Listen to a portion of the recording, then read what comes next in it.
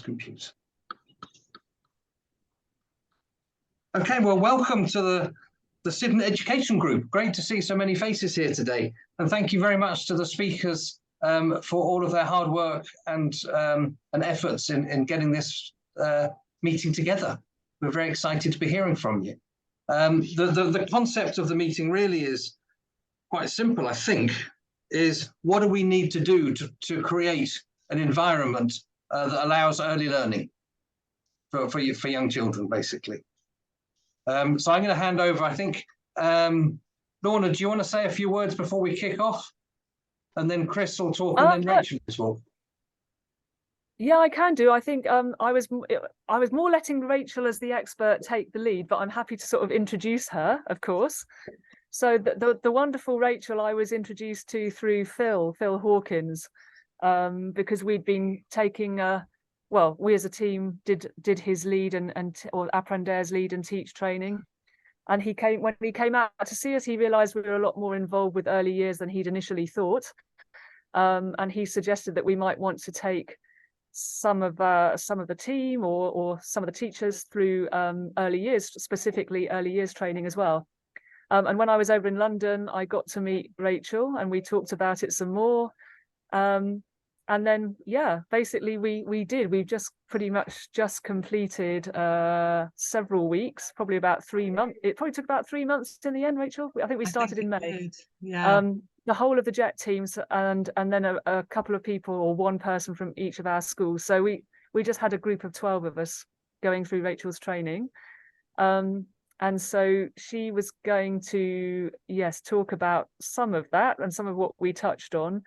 And then what we thought we'd do is at the end, or whenever Rachel thinks it's the right moment, I was just going to share a little bit about how that went down with the team and a couple of the things that they've since tried to do, even in this time that they've still been doing the course, to implement, and some of the ideas that they've had about what they'd like to do. So it's very early days, but I just thought I'd share a little bit about that at the end, if that's okay. Yeah. Fantastic. And Chris was introduced to us by Mark. So thank you very much, Mark. Chris, perhaps you could just do a quick introduction of yourself. Thank you so much. I'm Chris Barungi. I am the ECC manager, Red Earth, and I've been doing this work since 2015. So we support teachers, especially ECD teachers, in developing good practices of teaching and learning through play. Thank you. Thanks. And Chris, I believe am I right in believing that you're going to kick off and then Rachel's going to follow? If it's okay, do you mind if I go first? Because I've brought Nursery with me from Lebanon. She's done a virtual trip to Africa and she has another meeting in an hour. I wasn't sure how long this meeting lasts for or if that would work at all. What do you think? I think that, from my perspective, absolutely fine. And welcome, Nursery. Good to see you. Is that okay with you, Chris? Yes, it's fine, Rachel. Yeah. Can I just have an idea of how much time you'd like me to talk for? Because I can talk for 5 minutes or 5 hours. So it's just helpful to know. I should think 15 minutes. 15 minutes. Okay, 15. We're going to do a speed version. So yeah, I'm delighted. Thank you, Lorna. Thank you for the introductions. And I'm delighted to introduce you to Nursery, who's managed to join us from Beirut in Lebanon. And as I was planning this training, Nursery came into my mind as someone who's been through some early years training and has some experience of helping teachers implement transformations in their classroom. So it's always a challenge doing a training like this because, you know, we've got people like Chris with us, who's clearly an expert in early years and knows many things. And I'm sure many of the things I've been sharing, I hope Chris will be going, I know that, I know that, I know that. So, you know, if you're hearing things you already know, give yourself a big pat on the back and please keep doing them more. It's also always good to have a refresher or hear a different perspective. And for some of you, there might be some new things for you to hear today. So I think what's exciting about early years is there are some universal truths that we can work with. Young children are the same wherever they are on the planet. They develop in the same sequence. So that's really helpful and means that things that we know about young children apply wherever they are in our world. So what we're going to focus on today is, as Julian said, really looking at transforming our classroom. So here's a diagram that a teacher made in Mongu in Zambia of her dream classroom, which was going to be built, and this is her plan. Oh, it's not moving. Hang on, bear with me. Okay, so we know the kinds of curriculum areas that we want young children to experience. We want them to learn how to learn. We care about their social emotional development, their physical development and health, language and literacy, creative arts, science and technology, maths, and sometimes additional language. We probably have that in all curriculums across the world. It seems like everybody would like children to be able to count, which makes sense. What we also need to think about is what we want for our children. What characteristics would you like each child to develop? And maybe if you just think for a moment, what really matters to you? We live in a ever-changing world. The pace of change is really rapid, and we're really preparing children to become adults, and we have no idea what the world's going to be like in 20 years. So maybe if you're able to just type in the chat bar something that would be important to you, a characteristic you'd like a child to have. So for me, I think it's really important that children are creative. I think we have many challenges, and we need to find some very creative solutions to our problems. Resilient, kindness and empathy, integrity, resilience, creativity, honesty, kindness, capacity to deal with change, that they're interested in the world, resilience, curiosity, curious, absolutely. Okay, thank you very much. Independent, absolutely.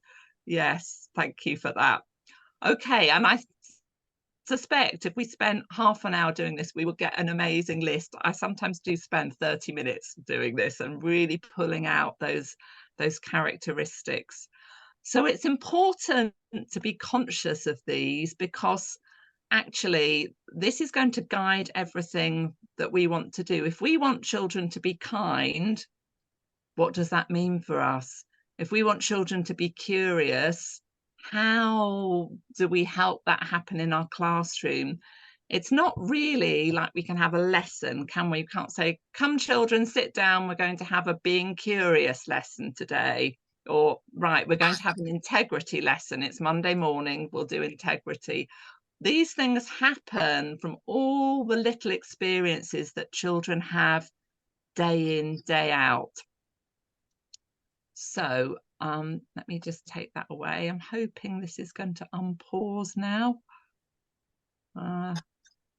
No, resume share. There we go. Okay. So let's just think a little bit.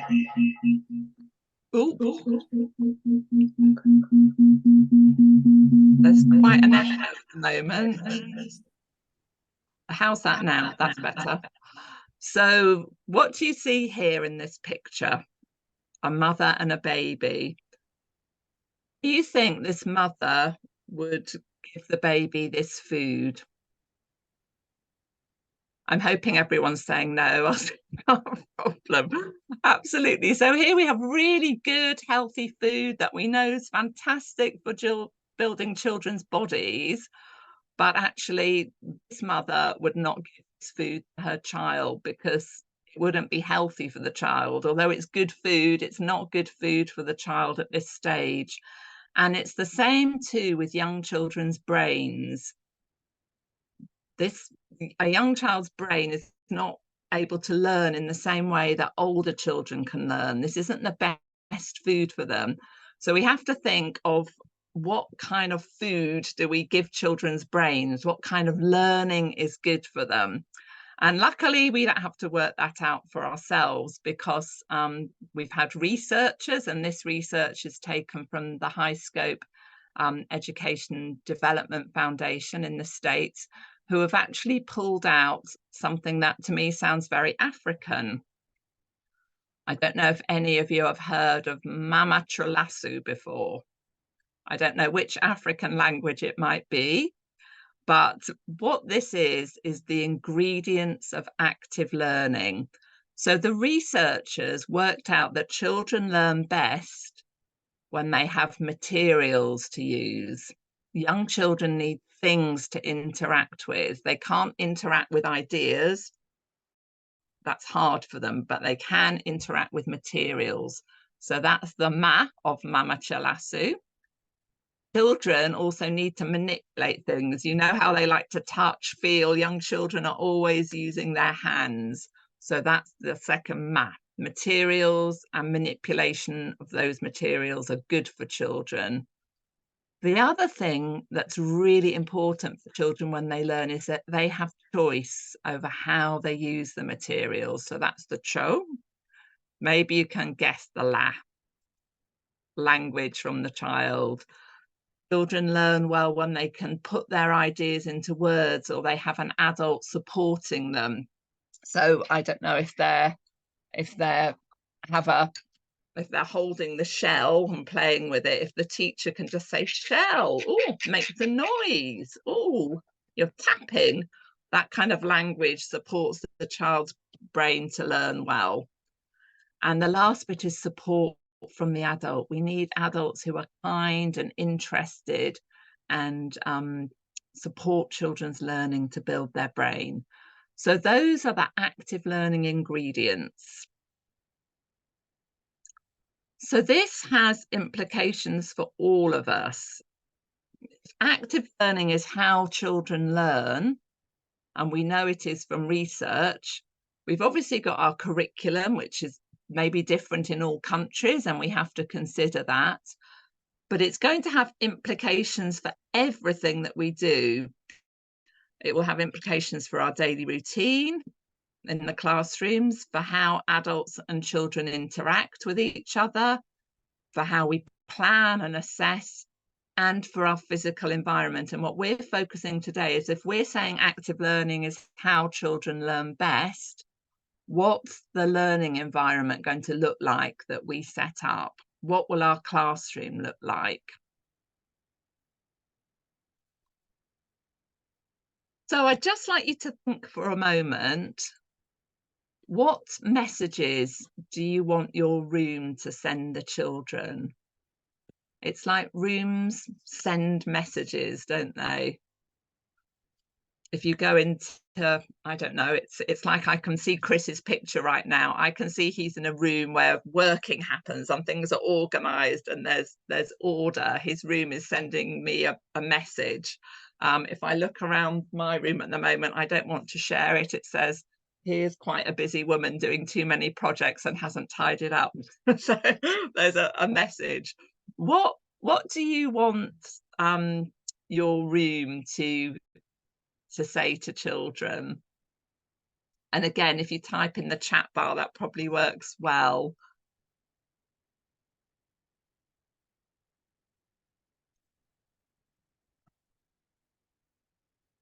Learning is fun. Be curious, be inspired. It's exciting and fun in here. This is a secure room. You can feel safe and you can feel comfortable in here. This is a friendly room. Yes, a room where you can play. You're welcome here. Nairi, would you just like to share something that happened when the teachers rearranged the rooms in the school in Beirut? Would you like to share something that a child said? Yes, of course. Good morning, everyone. And thank you, Rachel, for inviting me to join you with this team as you have the training earlier today. So one time as two colleagues, they changed the classroom setup after finishing the training sessions with Rachel. So the second morning when Zainab, she came to the classroom, she opened the door and she was like, literally in Arabic, she said these two words, Hayda Baitna, which means this is our house, is this our home now? So the classroom environment completely changed into house environment, and it was really welcoming for her, seeing like she's 4, seeing a 4 years old, noticing the difference that happened in a very little period of time made her feel way happy and wow, this is home now. And like even myself, I was surprised with the colleagues as well. Thank you, Nairi. So one thing we want to introduce as we change the setup is to make the classroom or the physical environment familiar, welcoming, and loving as the child feels in his or her own home. Thank you, Rachel. Thank you. Thank you. I love that story, and I can picture the child's face going, oh, and the difference. So it's those messages our room sends. So, you know, maybe a typical classroom, you know, perhaps is more like this. You know, it's fine. It's what we know best or what we knew best. And yet the room is sending messages, isn't it? Of almost you're going to sit, you're going to write, you're going to learn. Whereas these kind of areas and parts of the classroom much more fit with the messages that you typed in the chat bar. If I was a child, I would be at that shelf making a choice. And I think I would be playing with the boats and the dolls.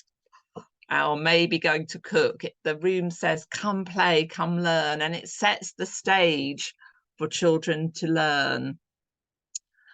So the challenge then is, how do we change our rooms from the first picture more into the second picture? So training and understanding is really important. It's really good to make a diagram of the room, a paper plan of your classroom. And if you can do it to scale, that's fantastic, and make everything to scale. So you can move it around on the paper and think, oh, I want my toy area here. Oh, no, I don't. Or I'll put my writing area here. Ooh, you can change things around. Think about how people walk through the room, how you're going to divide the areas, and what you can use for shelving and for storage. So that's quite a practical, useful thing to do as you're setting up your room. And then to think of materials that you're using. Nairi, would you like to share a little bit about what's happened in your school, your nursery? Yes. Of course, Rachel. So one of the things that we start applying after going through the training, active learning training, we know that not every family, they are able to bring luxury toys or good quality materials. So we tried our best to collect loose parts and natural items that the child has been exposed to at his own environment. For example, like lots of wooden clothespins, even like plastic or metallic bottle caps, even some yogurt pots, and like things that they can see at home, like in kitchen area. We provided some wooden spoons and real materials. And why we are aiming to do this? Because we really want the children to feel at home, to feel like the materials that he's playing with, he already has been exposed and it's easy to get.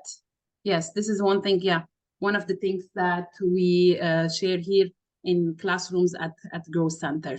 And oh, please, let me not forget the stones. Like they enjoy playing with the stones. And at the beginning, it wasn't easy. Trust me, like me as the coordinator, even my team, it took us time to buy into the system and understand the why behind the active learning process. Like if before learning about active learning, you would ask me to have a stone in my room, I would say, no, this could be crazy. This might be dangerous. And why for? But watching them, they do lots of things. They do some building, they put things above each other. They can feel the texture. Like even before attending the conference with you now, I've been in one of the rooms, and one little girl, she had stone and was trying, and she figured out that she even can use stone to write on the desk. So yeah, we are providing lots of natural loose parts for them in order to have the freedom to use, in order to explore natural materials, and by the end of the day to enjoy their day as they spend their time here. Thank you, Rachel. Thank you. Thank you. So yes, thinking about not only the materials we provide, but also how we store and label them in a way that children can find the things they want and easily put them away. That if I want my stones or my bamboo or my wood, I know where it is. And to put labels that the children can understand. So with pictures. So there's just some examples here of how things have been labelled in a school where the children speak Arabic, but probably all of us, even though we can't read Arabic, could see the wood goes into this pot. So it helps children have that feeling of control. And all of this fits with those characteristics you brought up earlier, you know, being independent, being curious. I can't remember the other ones, but there we go. Certainly it fits with those. Okay, that's really, really a gallop, and I'm aware that I think I'm up to my 15 minutes, but I want to pass over to Lorna quickly and leave you with just this thought of environment being the child's second teacher. Lorna, can I pass over to you, and if there's anything you want to share or add? Yeah, thank you so much, Rachel. And I'm not sure I actually introduced myself properly either. Sorry if there's background noise, but I'm somewhere where I was trying to get better Wi-Fi. I'm based over in Ginger, and I'm the country manager at Ginger Educational Trust, for anyone that I haven't met on these calls before. And we focus a lot on quality of education. And so, yeah, as I mentioned, we recently went through some training with Rachel. There were 12 of us, a couple of people from each school and the team. And we had a team planning meeting about a week ago, where I took the opportunity to ask some of the team members what they thought of the training. We're actually doing a bit of an award ceremony on Friday, by the way, with Rachel, getting some certificates, which they're very excited about. They, you know, there was a lot to take on. And it's always very important, as we say with any of the training that we do, that you don't try and do everything at once. It's just overwhelming. And a lot of what Rachel was doing, to some extent, some of it was like, it felt obvious, but people hadn't necessarily thought of it before. And some of it, there were just hundreds and hundreds of these light bulb aha moments. And so people can naturally, including me, get very excited and think that they can try all of this stuff out. And it's just impossible to try and do it all at once. We are actually just about to finish building a new preschool at one of our schools, and so we've kind of got this wonderful opportunity to immediately set up the classrooms using elements of Rachel's training.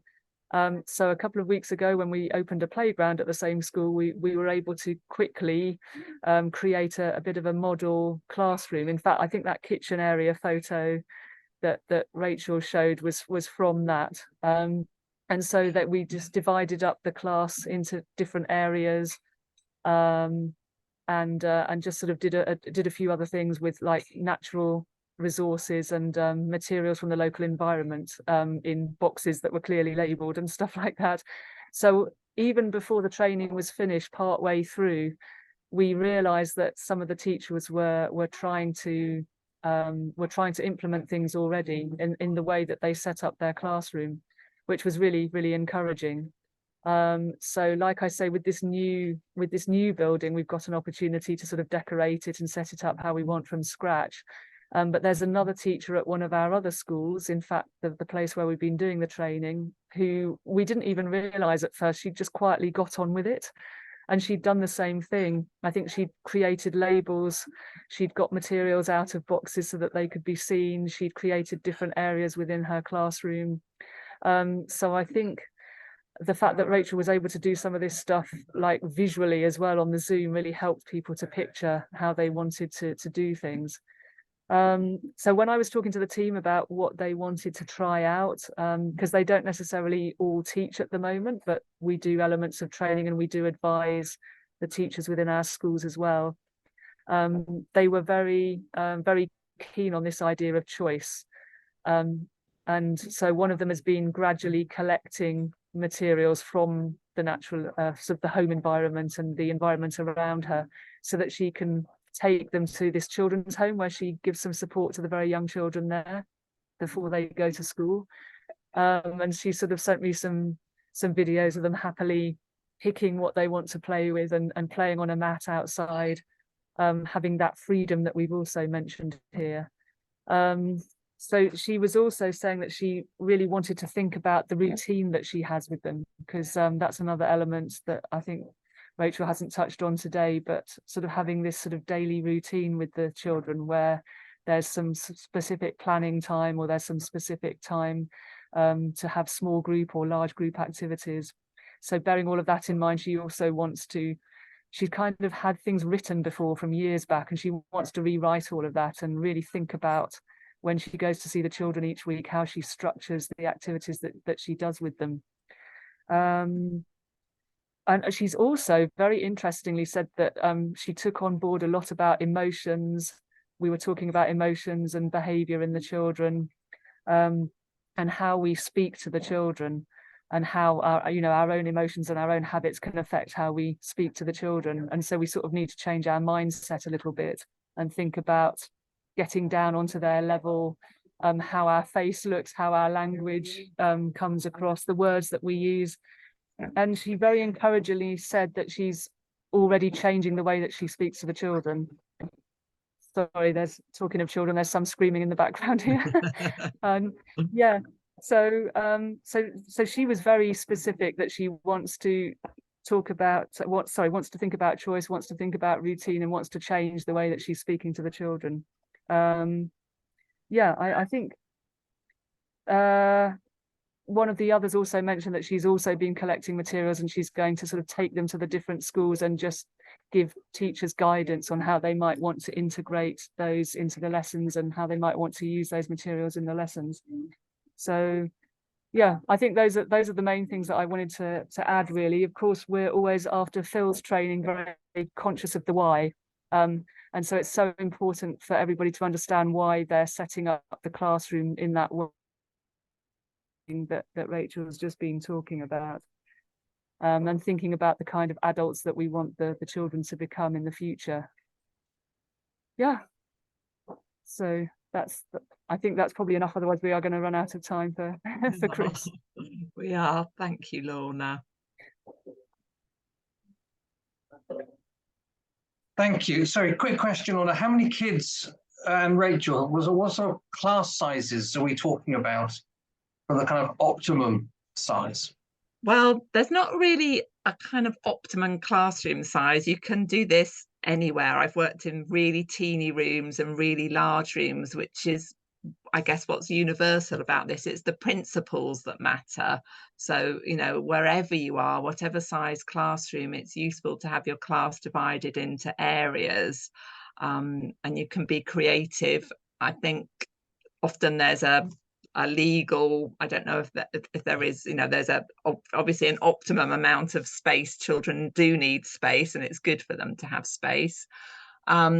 What the research does say, it's more about the adult-child ratio. So for quality early years education, the research says that you need, for 3 to 5 year olds, a maximum of 1 adult to a minimum, sorry, of 1 adult to 10 children. So 1 adult for between 8 to 10 children is really good. And you know, what we found, where there hasn't always been you know, the money to finance teachers, we've trained volunteers who have good hearts for children, and they've been amazingly natural teachers, kind of being guided by a trained teacher, but volunteers can really be useful, or assistants. So that's the bit that matters. Large classrooms are great if you can get them, but this can be done in any space. And if there's time at the end, I could show you a small video of a very small classroom that I think about 55 Syrian refugees managed to work in tiny little spaces together. But we use these principles to set the room up in terms of there being areas and space for children to make choices and make their own decisions and be curious. Thank you. Actually, I could also just quickly point out that one of the teachers that has started implementing things, she's got like a pretty huge class. I think there are about, she sometimes has help, but about sort of 60 of them sometimes. So it is incredibly challenging, but they are still managing to do it with the big numbers, which is very encouraging. Yeah. Yeah. Thank you. Yes, absolutely. It's good to know the ideal with research, but it's rare we get to work with the ideal, isn't it? Chris, over to you. Yeah, thank you so much, Julian and Rachel, for that nice presentation. As I'm going to present, you will hear some of the things, maybe what you have already heard from Rachel, but doing it in a different way. And maybe you'll be able to also see some photos of how the teachers here are doing it. Let me share my screen. I hope you're able to see my screen. Yeah, all good. We can, yeah. Okay.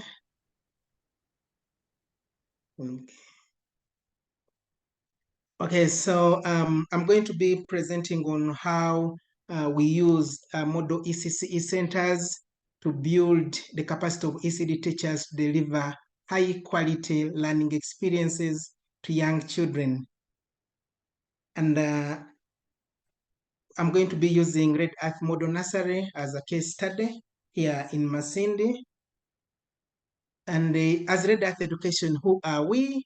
Red Earth Education Uganda is a nationally registered NGO, and we have worked for over 14 years building the capacity of teachers at different levels through continuous professional development courses. And our aim is to improve the life chances of children in Africa. So we promote active and interactive teaching and learning strategies which impacts on the learning outcomes of children. We believe better teaching should lead to better learning.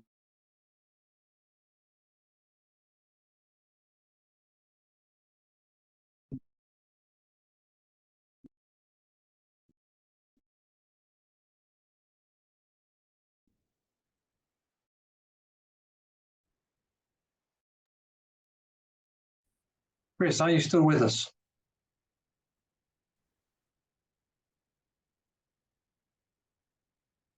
Oh.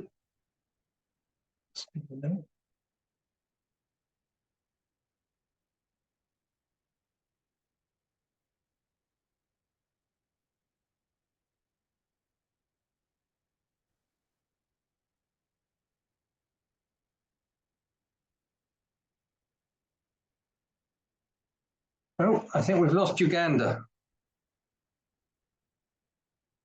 That's a shame.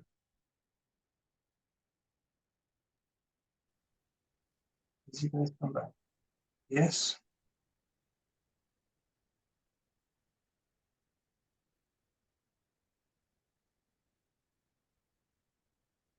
Chris, can you hear us? I think he's back again, isn't he? Getting there.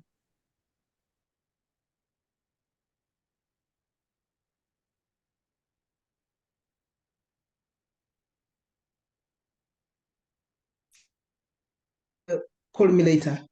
Chris? Oh, I'm very sorry. My network went off because someone called on my phone, and I'm sorry okay. for No problem. yes. Let me share back the.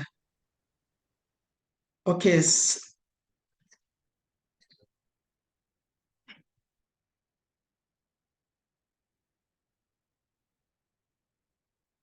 Are you still able to see my screen?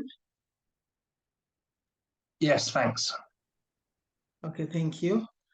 So I was saying that our model nursery has been visited by many trainees and also other visitors who come to learn from this, and this enables them to gain a better understanding of what can be achieved, but also what makes learning real.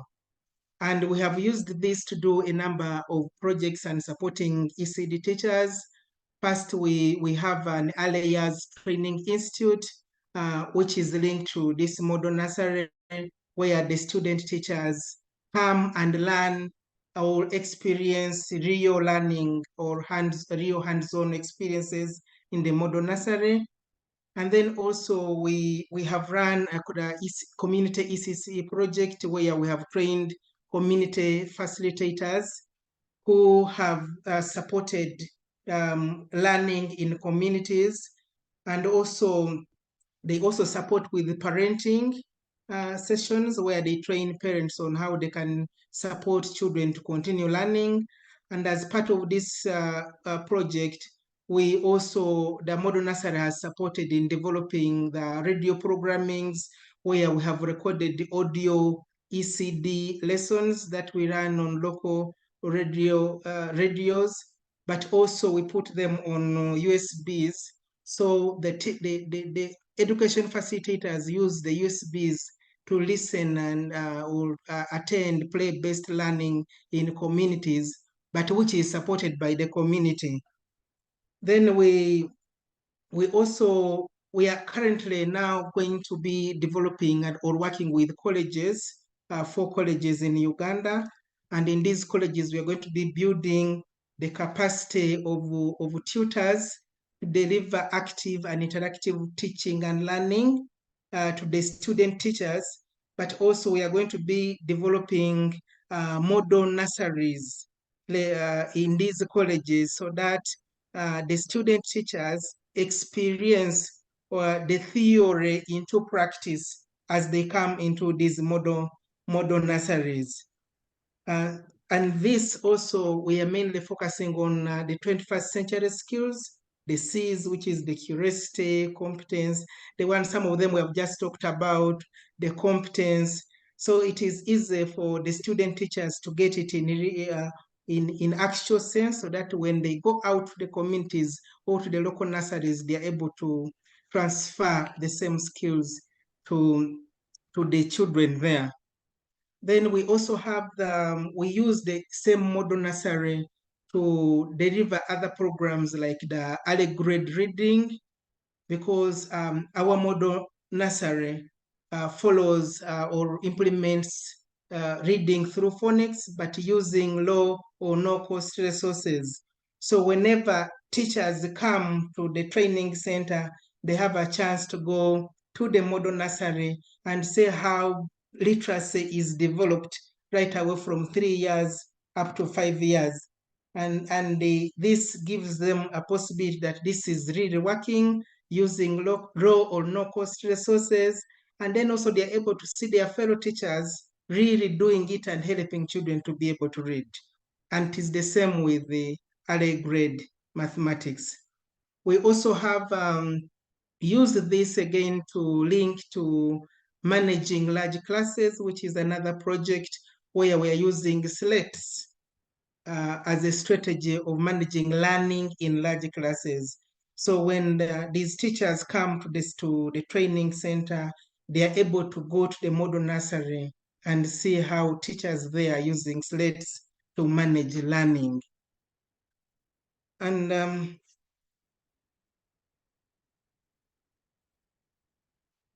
okay, so we fully recognize the value of play for young children and ensure that we are promoting the play-based learning in all the programmings. And as I've already said, that this model nursery is exemplifying the good early years practices and it's a hub or center for good excellence. But why did we set up this model nursery? We realized before this that there was a great need to improve the delivery of the early years curriculum, and teachers here tended to deliver the content of the curriculum through chalk and talk, with children copying or repeating after the teacher, and with the very little reference to the practical, active, and interactive experiences that benefit young children. So that's why we set up this model nursery so that we can promote or build the capacity of ECD teachers to be able to deliver these high quality learning experiences to young children. So these teachers, the ECD teachers, need support in making their teaching more active and interactive so that children can have real hands-on experiences. Now, the model nursery, this is the Red Earth model nursery we are talking about that is being used to deliver all those interventions. As you can see in the photos here, children role playing, they have dolls, they have local materials. You can see these children in those photos are using local materials that are made from local resources, and it is easy for the teachers in local communities to replicate or transfer to their local nurseries. And what makes us model is we focus on the 5 developmental areas of developmental needs of children. That is the physical, the emotional, the social, moral, and the spiritual needs, and then intellectual needs. So we offer that holistic kind of experiences for young children. And when, as you can see here, you can see children experimenting with a locally made balancing equipment, and they are curious, they are imagining, they are doing everything. So the model nursery, especially the physical learning environment, caters for different aspects. As you can see, we have resources for learning. So our model nursery have clearly well-labeled resources for activities. They have a corner if there are resources for numeracy, resources for literacy, and other areas. They are all well labeled for easy storage, but also for easy access by the children, and especially when they want to make their own choices. And then we have the play areas. We have a variety of play areas outside and both inside that also promote this imagination and interest in the children. The displays are made from local materials, and for us we promote the use of sacks which are more durable, so that the teachers not have to keep making the resources. And these resources or displays are labeled in both English and local language, just so that the children can learn, because we emphasize the use of mother tongue in our model nursery. Then the external space, then the internal space. Our children sit in groups, and they sit in ability groups, so that when the teachers are teaching, they can have differentiated activities, so that all the needs of all children are catered for. And then as Rachel said, the storage again, we also encourage locally made storage facilities. So when the teachers come in here, they again learn and see how resources can be stored locally.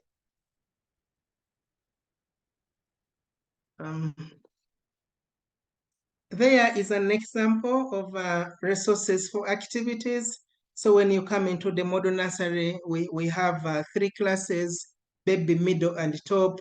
And in each class, there is that area for different resources containing activities. And children have a chance and they get engaged in all these, which keeps them motivated and engaged and interested in learning.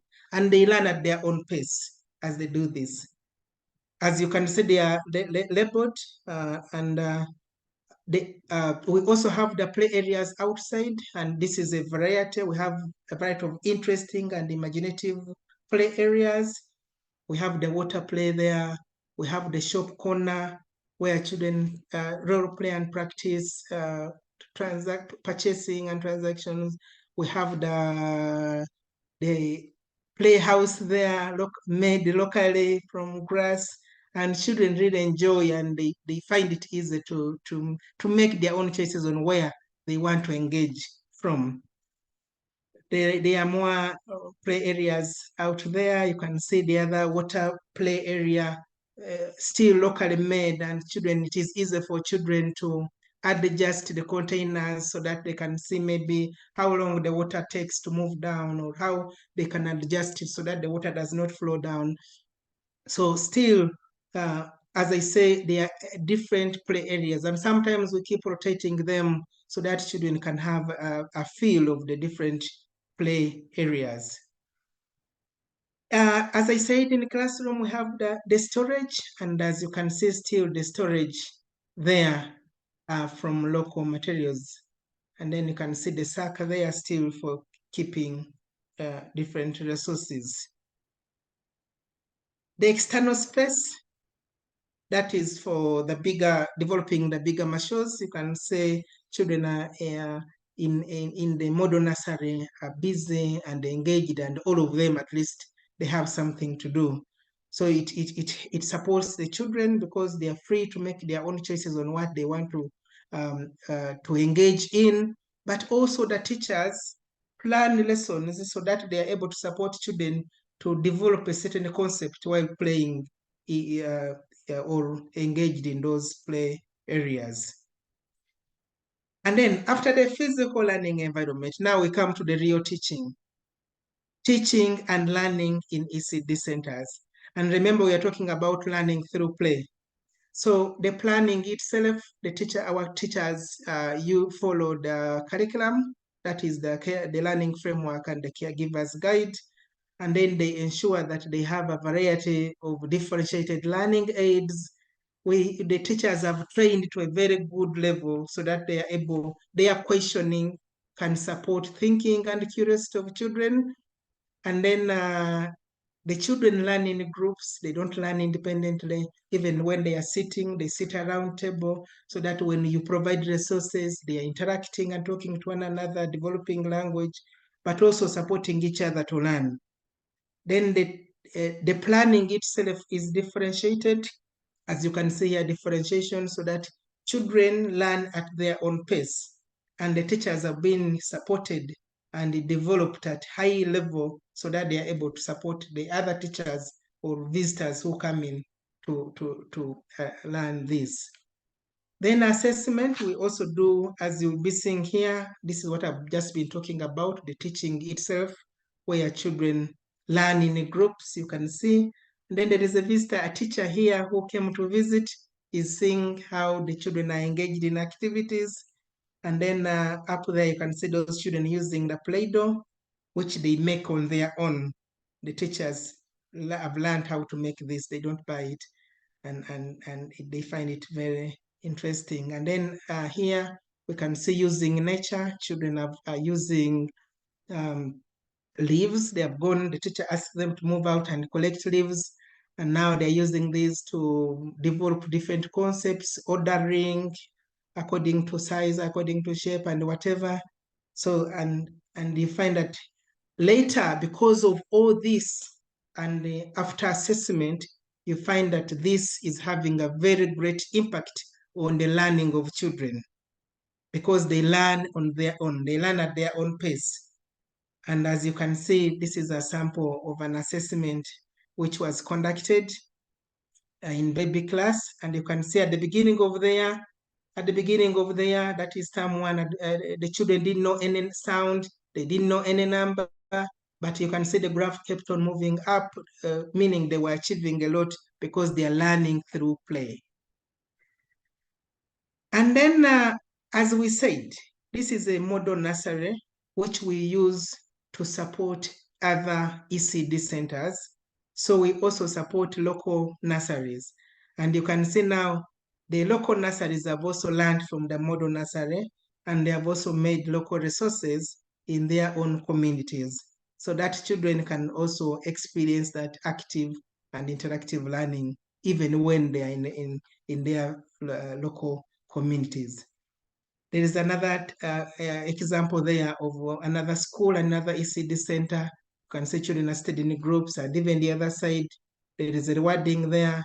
So you can see the resources at the back, the sacks at the back, especially in this uniform where children are studying, are dressed in a blue uniform. The sacks there, the resources, the displays are made from sacks. So you find that it is easy for the local or the other ECD teachers to learn from our model nursery. Thank you so much. I hope I was not very fast.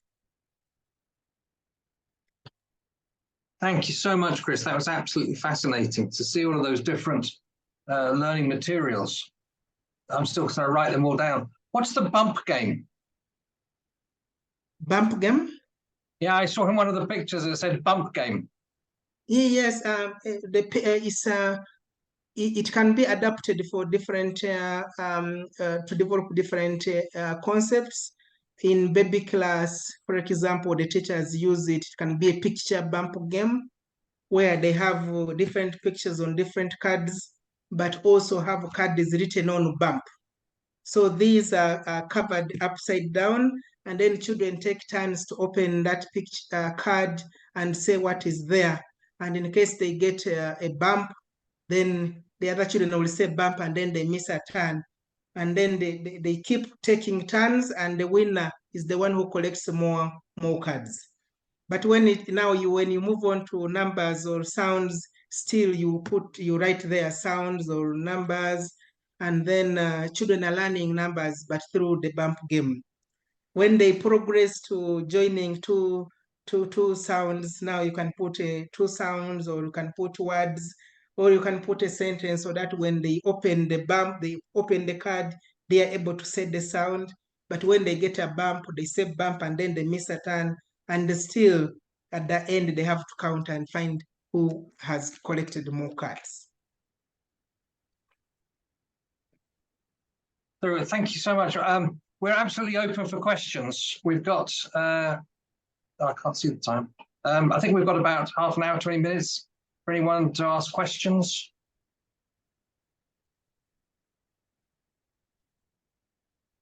The floor is open.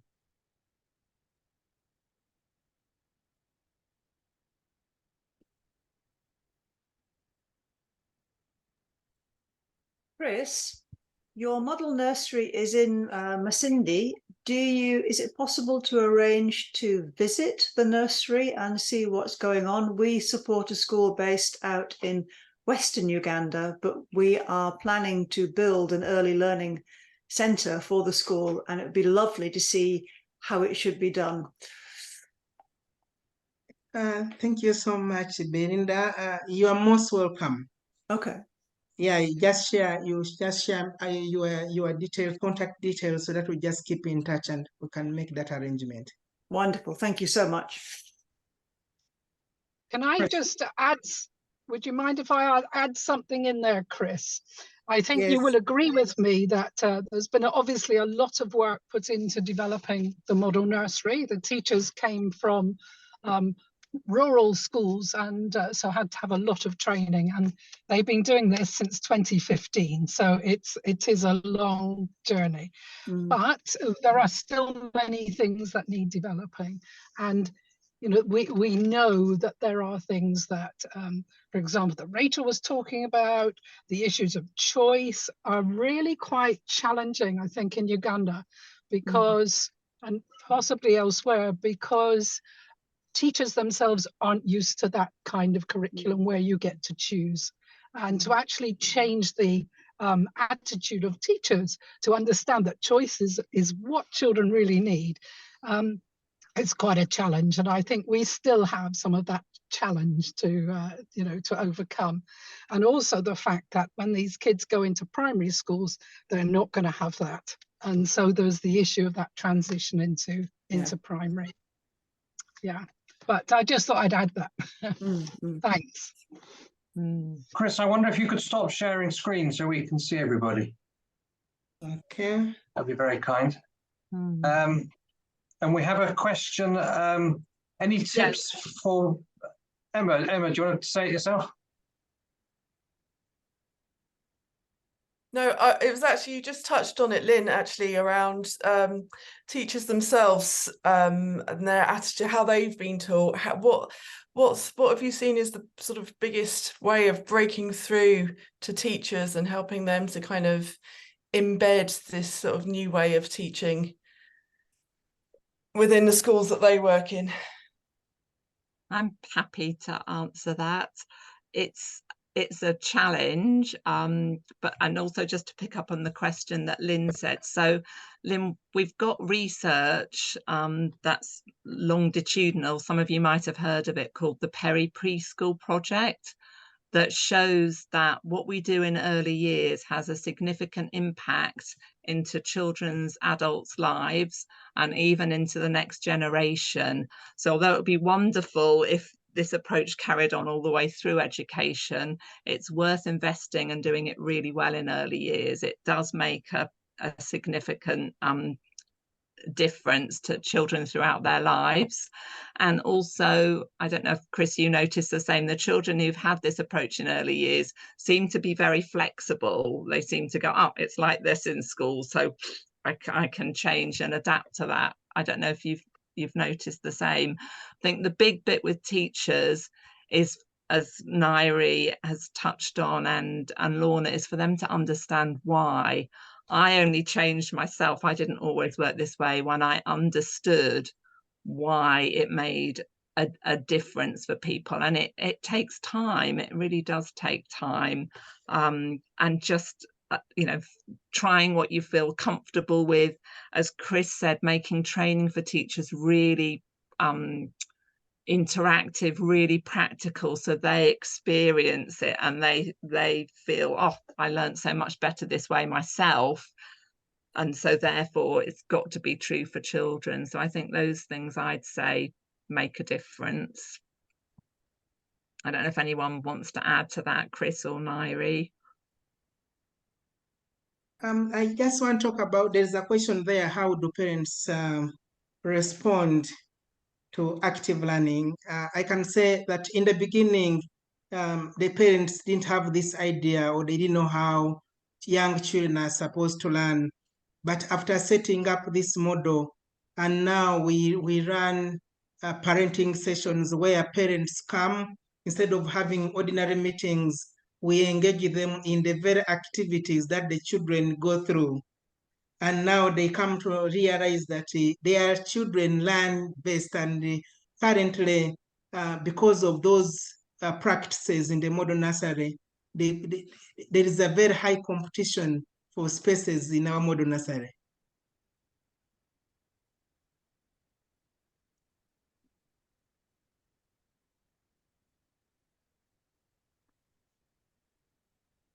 Eleanor, do you want to ask your question? Oh, we can't hear you.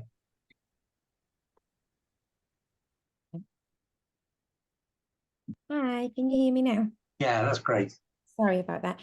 I was just wondering the crossover, Rachel, between the Montessori method and the active learning, especially in terms of the physical design of an environment, because there seems to be, in principle, very similar. And obviously Montessori's got quite a rigid room design. So I just wondered what the crossover was with those. Interesting question to ponder. I'm not a Montessori expert. I think what the high scope active learning approach has taken everything that was wonderful that Maria Montessori did. I think in her time she was a genius. She was light years ahead of everybody else, but time has moved on and we know more about children's development, we understand more about children's brains, more about children's needs, more about attachment. So I think it's sort of perhaps taken the best parts of Montessori that are still relevant today and added and extended on what she's done, and kind of it's not as you say, rigid as Montessori, but you will see some bits of the natural materials, the organization of the room that are, you know, and the kind of unconditional positive regard for children as unique learners. I think that's the crossover, and then I think it changes.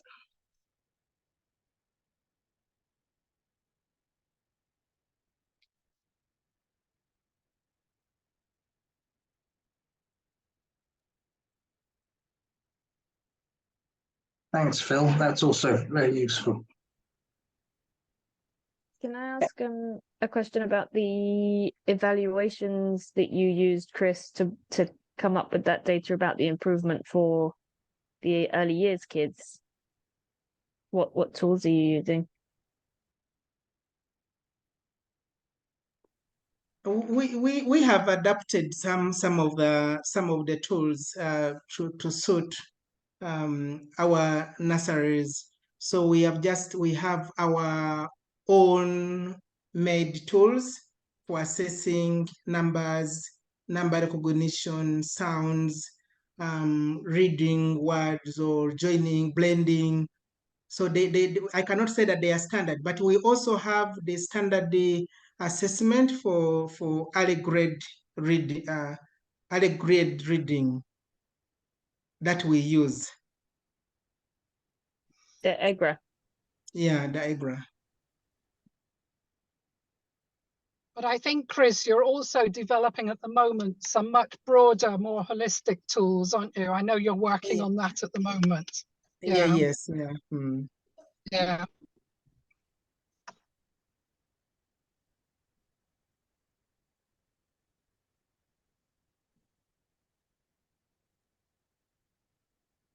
Any other questions from anyone? Yep. Hello. Hello. Hello, I can hear someone. Akins, go for it. Yes, please.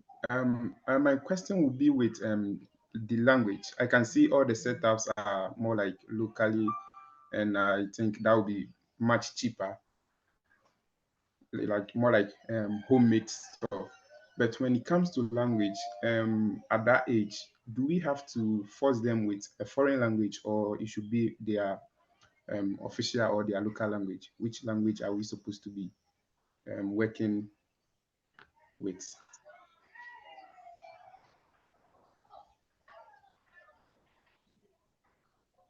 Who are you aiming that question to? Chris, I think from the presentation, I think I'll give that question to him. What language does he teach them? So for instance, in Ghana, we have the English, and then we have the local language as well. And most of the times they use English. And once somebody told me at that age, you can't be forcing them to be learning in a language that they are not familiar with. So I just want to know how true this is. Okay, thank you so much.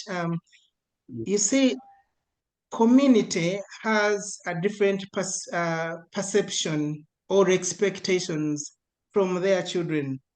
So even here at in Masindi, in the beginning, it was not easy because some parents could not believe that children can learn in the local language and achieve. But I'm sure you know and you agree with us that learning in the local language is the best way, because all of us think in our local language.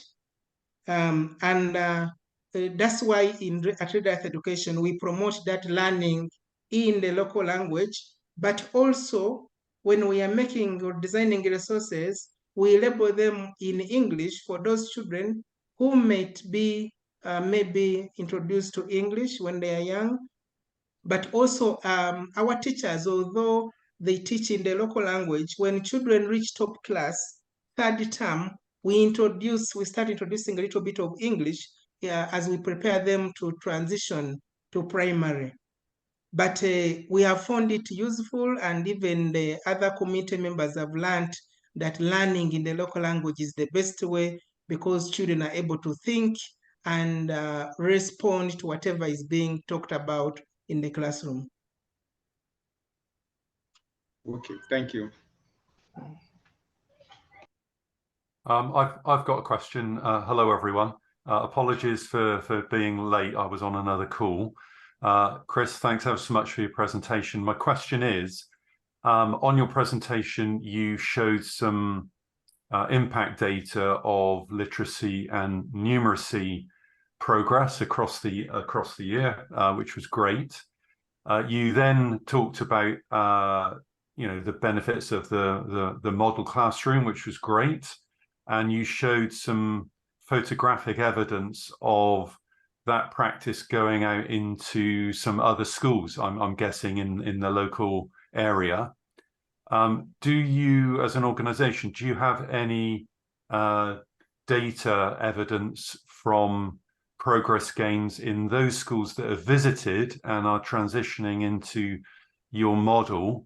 Have you got any impact data on how that's impacted literacy and numeracy in their schools? Yeah, thank you so much, Laurencia. Yes, previously we have run several projects and where these local nurseries came to learn from the model nursery. And our first intervention was with the 40 local nurseries. After an implementation for 2 years, when we went back to assess, still there was a very big impact on learners' attainment. But it is hard also, as you know, that after the project has ended, sustaining the sustainability bit, the teachers need to regularly be monitored and supported by the administrators so that they can keep the good practices. But I can say that really it is true that even in the local nurseries, there is an impact on pupil outcomes.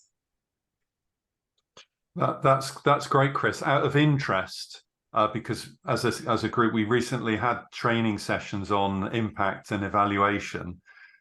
So with the schools that that have been impacted by growing with you, have they been able to give you data in terms of their literacy and numeracy progress scores, or is it more qualitative observational data?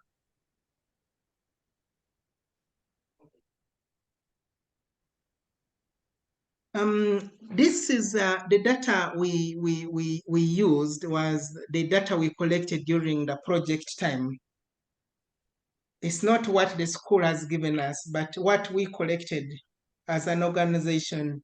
We had the baseline, we had the mid-year, we had the end of year, and we were able to compare it with the baseline and realize that there was an impact.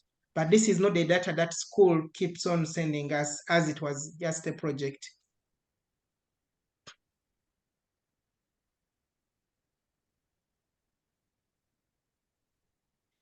Cool. If there are any more questions from anyone, sorry, got somebody else. Can I ask an awkward question? So we're starting a project where we're going to build 3 KG classrooms. So we have the opportunity to start from scratch. Bearing in mind what everybody said about don't try and do it all at once, which is very difficult to rein in at the beginning of a project, what would you prioritize when you're working with teachers who are already kindergarten teachers and you're developing those classrooms? What would be your starting point to prioritize? Rachel, do you want me to go first? Yeah. Okay. Thank you so much. We find from our experience, we have learned that if we start with the physical learning environment, is much easier because the teachers are able to see the progress very fast and then get motivated and excited to do more. So when they see their classrooms starting to change and children enjoying and being attracted to be in their classrooms, they want to do more. And that's when now we introduce the other aspects of teaching and learning. And then also, maybe I can say also the emotional bit, the behavior management is also good, because after the physical, then the emotional comes in, so that children feel welcome, they feel happy, they feel they are enjoying the place, and then they feel that there is a good relationship between the teachers and the children, and then that's when now the teaching and learning can come in. Yes, I think, thank you, Chris. I think, the physical learning environment is something that's so fundamentally different. It's what people focus on. And Nairi's needed to leave, but she's just reminded me that Phil and I have made some fairly, I don't know, they're very accessible videos, let's put them like that, of just where I've got a 3D cardboard model of things like areas. It was I can send you the link and you can look at them and decide if they'll be helpful for you. I've got kind of tiny little model things, so it's quite a practical way if you're not able to go and see the classroom. I think for me, when I started working this way, what was challenging is, although the classroom was different and I could see the children were enjoying it, I felt a bit lost as a teacher because they're all busy doing things, and I kind of thought, well, how do I fit in here? I used to have children sitting in groups and I was teaching them, and I'm not in control anymore. So I think underneath that kind of sort of classroom arrangement is that understanding. That's what really changed everything for me, was Mama Chalasu.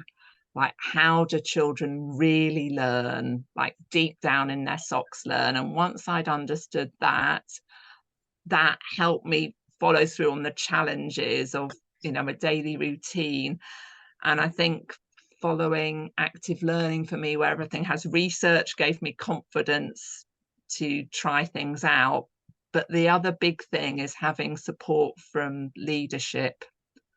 And Phil's nodding, because if you don't have good support from leaders who understand what you're doing, it's really, really tough. And if I could live my life over, I would have had really good leadership support from for myself as a lead teacher in a room, but also from my director understanding what I'm doing, because it's challenging doing this sometimes. And Chris has managed to make a whole infrastructure around supporting people, and what he's doing in his project with the leadership, with the support being in place, that really helps. It just makes such a difference if you've got somebody with you understanding what you're trying to achieve and helping you think through the challenges. So I'd say that kind of leadership first, where everything happens, then the teacher understanding the why, and then that wonderful bit that changes everything for teachers of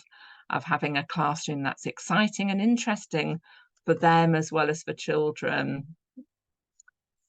I don't know if you want to add to that, Phil, from what you've seen.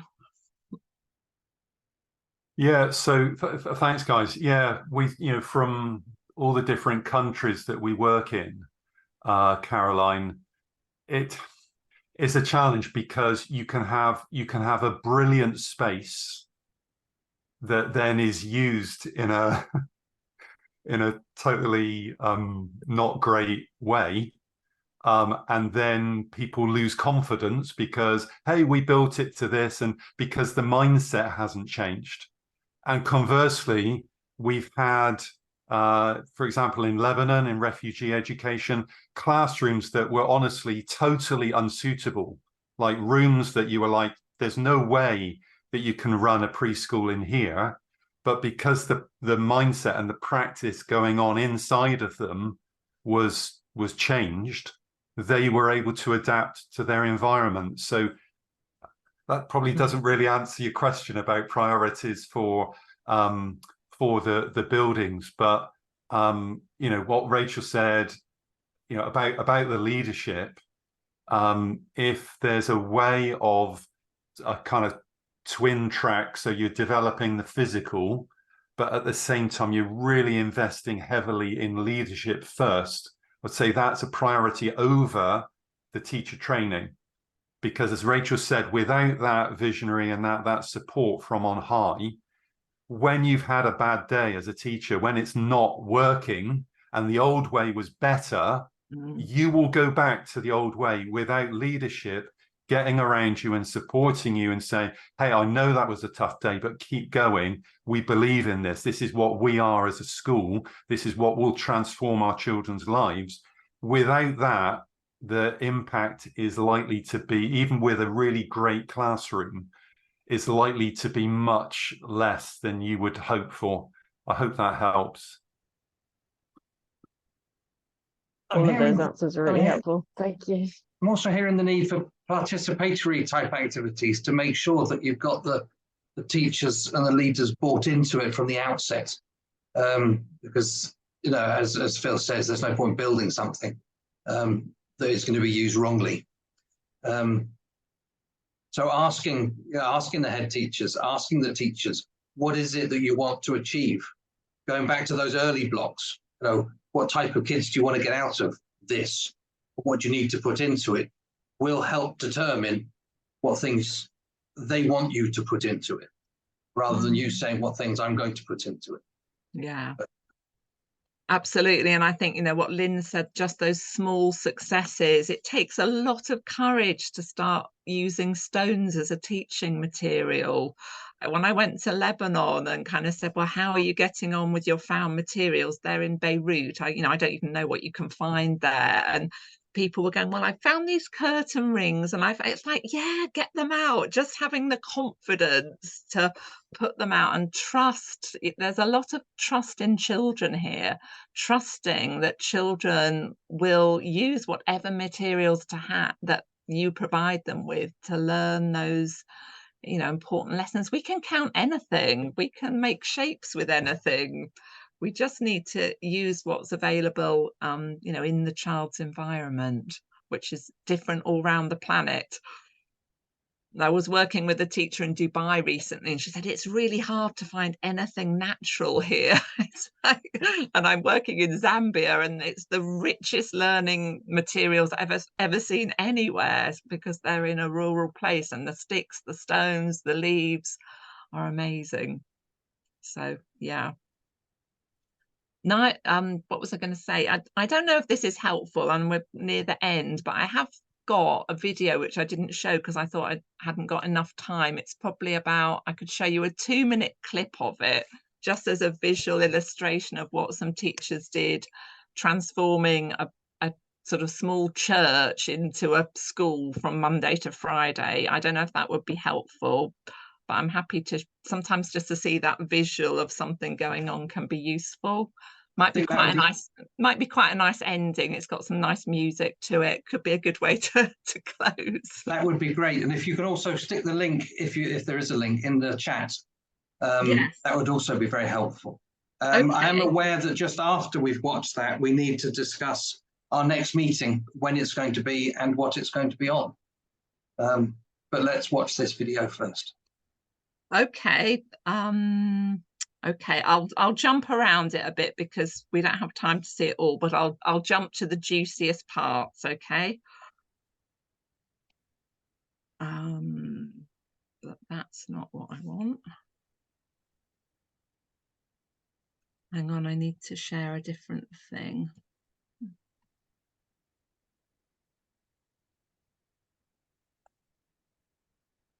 Okay, it's loading just now, but not what I want it to load. Okay. So this is I'll talk through it. This is the training that we're doing for the teachers. As you can see, just using free found material. Their area. Training is really, really practical because, as somebody said, they've not been taught this way before. So I firmly believe they need to experience this. This is me practicing how teachers give emotional support. So I'm pretending to be a very traumatized child, banging my head on the wall because this is what they had, traumatized refugee children. This is where the school is. Children arriving, and this will give you a sense of the classroom. So each teacher had small groups, like Chris, lots of working in groups. Each teacher have it being the key worker for different children, so children can build strong attachments. And you'll see the classroom in just a moment. So a Play-Doh area, teacher using lots of warm body language, lots of gestures. She is speaking English to children and using their own language as well. The house area, you can see the church pews have just been moved round, lots of materials for children. Notice how they're really sweeping up. I think this is because they've had a lot of trauma and seen a lot of bombs go off, so they're needing to keep things really clean, like they see their parents doing. The toy areas just next to the house area, we just found whatever we could for those, and children seem to manage really well in a tight space together. So yeah, lots of children in a very small space that wasn't fit for purpose, but really they were doing world-class practice in this nursery. I could have filmed it and shown it anywhere on the planet and said, this is really good stuff that's happening here. So it is possible with the right kind of attitude. I don't know if that was helpful, but just it's often good to have a visual, isn't it? And those teachers had 5 days of training,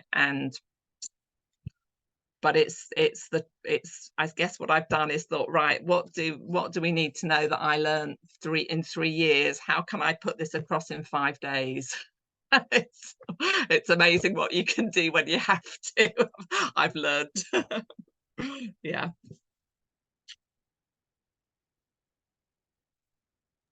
Brilliant. Okay. Thank you for sharing that. That was just suddenly thought it might be a nice ending, and you can see the parallels with Chris. So even though this is thousands of miles away, we've still got children learning through play with their own local materials, in groups, the language, the relationship between the children and the teacher being paramount. Well, I'd like to thank you and Chris and Lorna for all of the hard work that you put in to creating this presentation for us all. It's been truly inspirational, and we're hugely appreciative of your time and effort, sharing your knowledge. So thank you very, very much indeed. Now we do have 5 minutes to try and work out when the next one is and what we're going to talk about. So Caroline, your hand was up. Oh, or were you clapping? Sorry. Any ideas? I've got a date in mind, if that helps, of any time after the 8th of November, which is about 8 weeks away, I think. Does anybody have any objection to the date proposal? Oh, sorry, what date was that, Julian? I didn't quite hear. November the 8th. Yeah. That is a Wednesday. Is it possible to have a little later, because we're travelling back on that day to the UK? How much later? A couple of days. But if not, don't worry. Oh, a couple of days later. Sorry. Yeah. Yes, I mean we could easily. I mean we could go to the 15th. That sounds good for us. Any objections? No objection, but I don't think I can do it. I think we've got trustees arriving that day, but if they arrive late, I'll be there. Okay, should we go for the works? Cool. Okay, 15th, 9:30. What do we want to talk about? Any ideas? Anybody need desperately to share something or learn something?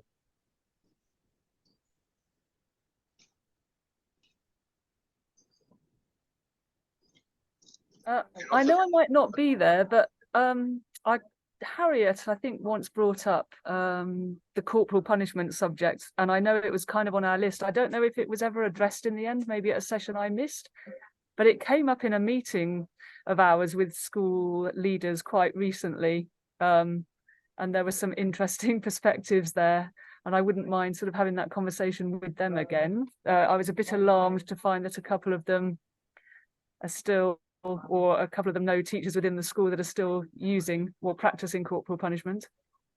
I don't know We whether did do a session on it, but you did. I might have missed it we then. couldn't find a speaker, so we just did like a round table and we all shared our thoughts and didn't really reach any kind of concrete conclusions, because I think all of us were facing the same challenges.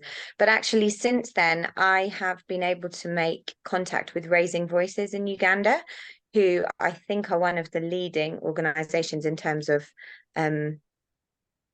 getting rid of corporal punishment and advocating for positive discipline. I can see Lynn nodding. She's probably had some contact with them. But they did a training for us online, and I'm sure they'd be happy to do something similar for this group. So I'd be happy to get in touch with them unless someone else knows them better. But I did have contact with them. I remember now, Harriet, I did try and get in touch with somebody, but they didn't reply to my messages. So you obviously had more luck than me. Yes, I was lucky. I think maybe someone connected us. I can't quite remember. But anyway, their training was great that they did with my team. So I'm sure they'd be able to do something similar for us if people wanted that. Do you know that they have packs as well, really good training materials that you can, we've got copies of them all, but you can get from them. They're really good. And it's all free online, which is wonderful. Yeah, it's free. We're also being asked if we've ever done a session on child sponsorship model, which I don't believe we have. And that would also be an interesting thing. I'd be I'd be really interested in that, and I've potentially got someone that could do some speaking on that if helpful.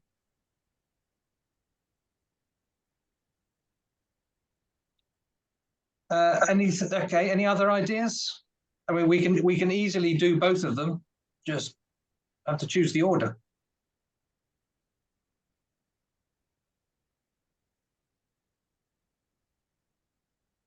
Julian, just to say that not for November, it might need to be pushed into next year at some stage, but I think the team here might be interested in us sharing some material that we've got in terms of healthy teams.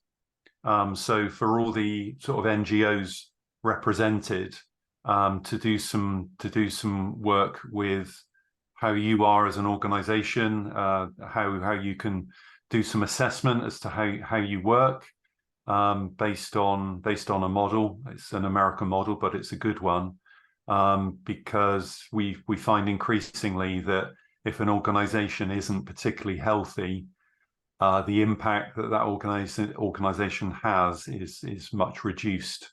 And it's a really forgotten, neglected area because everyone thinks they're okay, and they're not, including us. Cool, thank you. So reading the messages here, it would be sensible if we tried to do the corporal punishment or just how to do effective discipline first in November. And Harriet, if you can take the lead on that, that would be fantastic. And then we'll try and do a child sponsorship one for January, if that works.